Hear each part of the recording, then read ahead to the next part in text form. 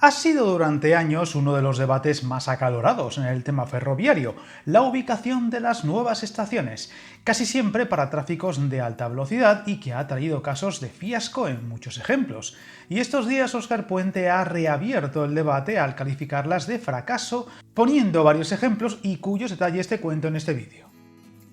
Ha sido durante una sesión plenaria en el Congreso de los Diputados donde habló de otros temas y aprovechó para rescatar este debate que podría servir para no repetirse en futuros casos, asegurando que en general son un rotundo fracaso, tomando varios ejemplos como la estación conquense Fernando Zóbel, como una de las terminales que asegura no son operativas y perjudican el propósito fundamental de una estación de tren, que es la llegada y salida de viajeros, añadiendo más picante a una sesión que se centraba sobre los trámites, plazos y presupuestos para la licitación de las obras de construcción de las nuevas estaciones ferroviarias de Pamplona y Tudela, enmarcadas en el corredor navarro de alta velocidad, debido a la instalación de la alta velocidad en la estación situada en el centro de Tudela, que desde hace 22 años se había proyectado ubicarse en las afueras del municipio al este del Hospital Reina Sofía y donde Puente aprovechaba para calificar la cuestión como una discusión ferroviaria de carácter general,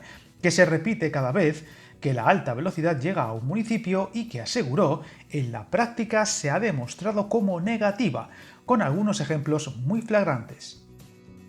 Viajar en tren nunca fue tan fácil. En trenes.com encuentra y reserva tus billetes de Renfe, Wigo, Irio y muchos otros países europeos. Vive experiencias únicas a bordo y recuerda, si vas sobre raíles, está en trenes.com.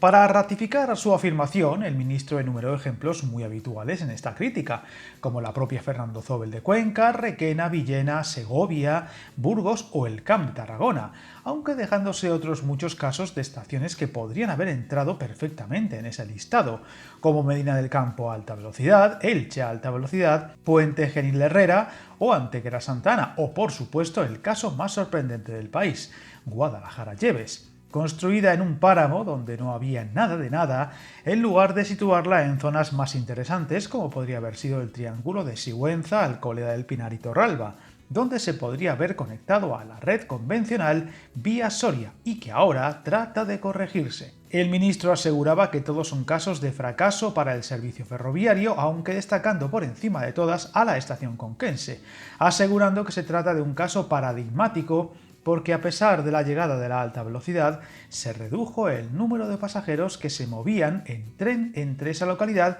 y el resto de España. Un tema siempre delicado y que en Cuenca se unió a otros factores determinantes en los que el ministro no quiso entrar, como la desaparición de los servicios convencionales en la otra estación de la ciudad o la mala comunicación entre la ciudad de las Casas Colgadas y la estación de alta velocidad, y que aún hoy se está corrigiendo. El titular de Transportes además quiso destacar que en muchos casos se añade el perjuicio que suponen los intereses urbanísticos que influyen en estas decisiones y que tendría ejemplos como la nueva estación de Burgos como los más evidentes, al ser estaciones que avivan el desarrollo de las ciudades hacia puntos concretos y donde Puente destacó que esa lógica acaba generando infraestructuras poco útiles y alejadas del objeto esencial de cualquier estación, la llegada y salida de viajeros de la manera más eficiente posible.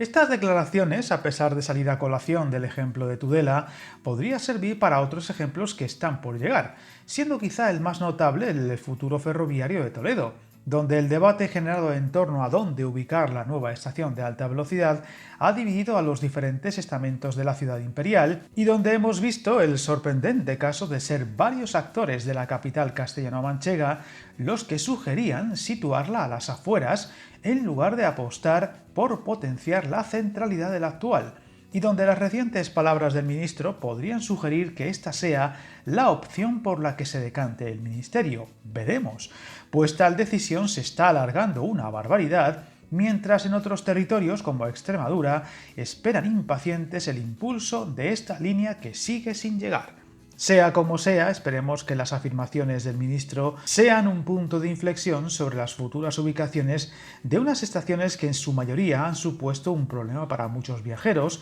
ya no solo al alejarse del centro de esas ciudades, sino en demasiados casos estar lejos de los cascos urbanos e incluso muy mal comunicadas por otros transportes como el bus público, que hacían muy difícil el uso para los ciudadanos. Errores del que esperemos se aprenda para futuras decisiones y que iremos contando. Suscríbete al canal y recuerda que el camino más largo se inicia con un primer paso.